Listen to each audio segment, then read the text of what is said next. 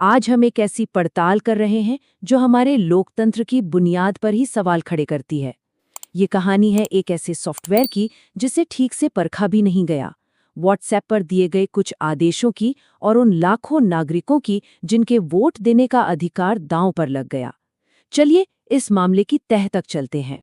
तो कहानी शुरू होती है 2 अप्रैल 2026 को पश्चिम बंगाल के मालदा जिले में नेशनल हाईवे नंबर 12 पर बांस, फर्नीचर और जले हुए टायरों से रास्ता बंद कर दिया गया है और सैकड़ों लोग सड़क पर उतर आए हैं। माहौल में तनाव बढ़ता जा रहा है। ब्लॉक डेवलपमेंट ऑफिसर के दफ्तर के अंदर 7 न्यायिक अधिकारियों को पूरे 9 घंटे से बंधक बनाकर रखा गया है और जब पुलिस मौके पर पहुंचती है तो भीड़ उन पर पत्थर बरसाना शुरू कर देती है।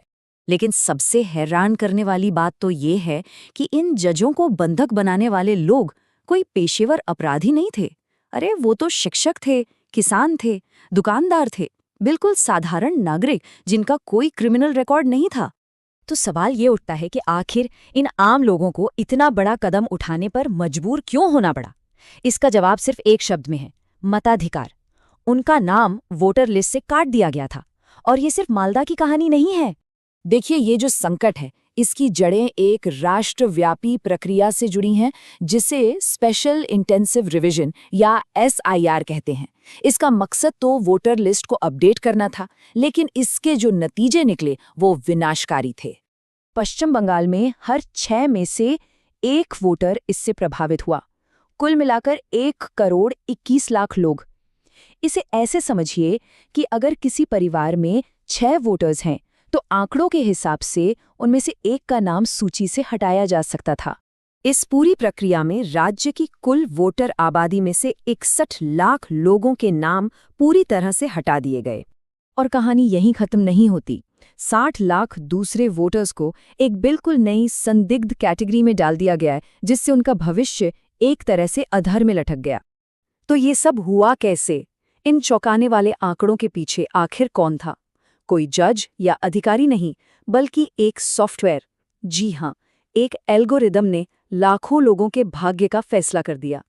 ये जो संदिग्ध मतदाता की श्रेणी है, ये पहले कभी थी ही नहीं। 1952 के बाद से वोटर लिस्ट में 13 बार संशोधन हुए, लेकिन ये कैटेगरी इसी बार जोड़ी गई।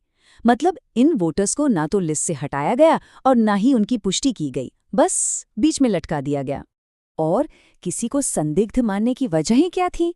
बहुत ही मामूली चीजें, जैसे किसी के नाम की स्पेलिंग में ओ की जगह यू हो गया, या पिता बेटे की उम्र के बीच का अंतर 15 साल से कम या 45 साल से ज्यादा हो। अब भारत जैसे देश में जहां सरकारी दस्तावेजों में ऐसी गलतियां कितनी आम है, ये तो बेहद चिंता की बात है।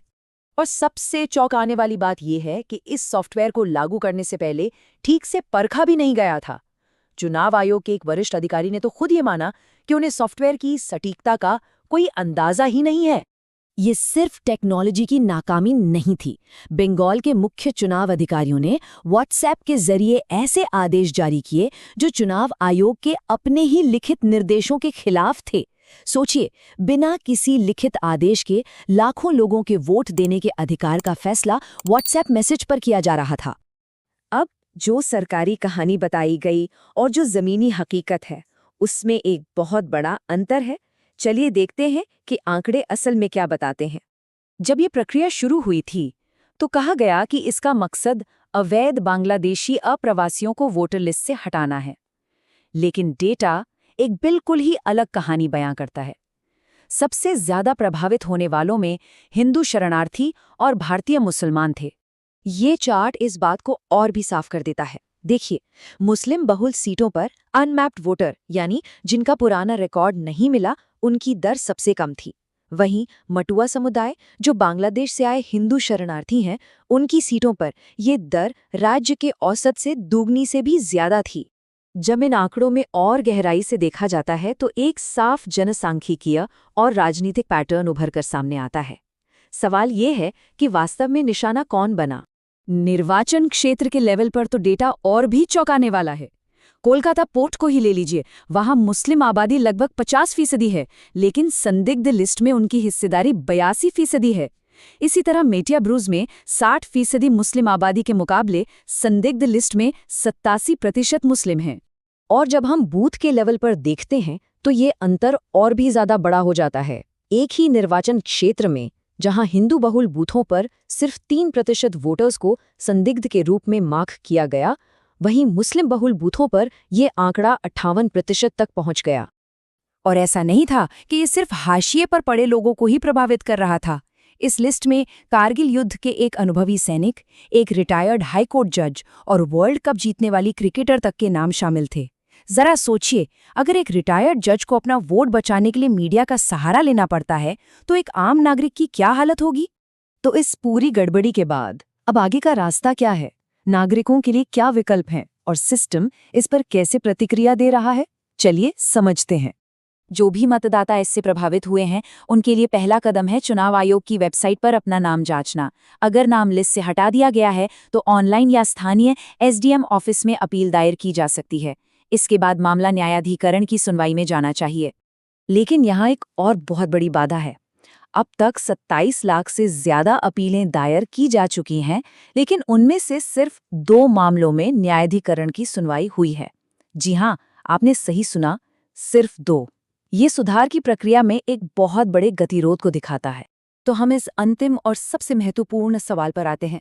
अगर एक अनटेस्टेड सॉफ्टवेयर लाखों नागरिकों के वोट देने का अधिकार छीन सकता है, तो क्या हमारा लोकतंत्र वाकई में सुरक्षित है? ये सिर्फ एक राज्य की कहानी नहीं, बल्कि हर भारतीय नागरिक के लिए एक चेतावनी है।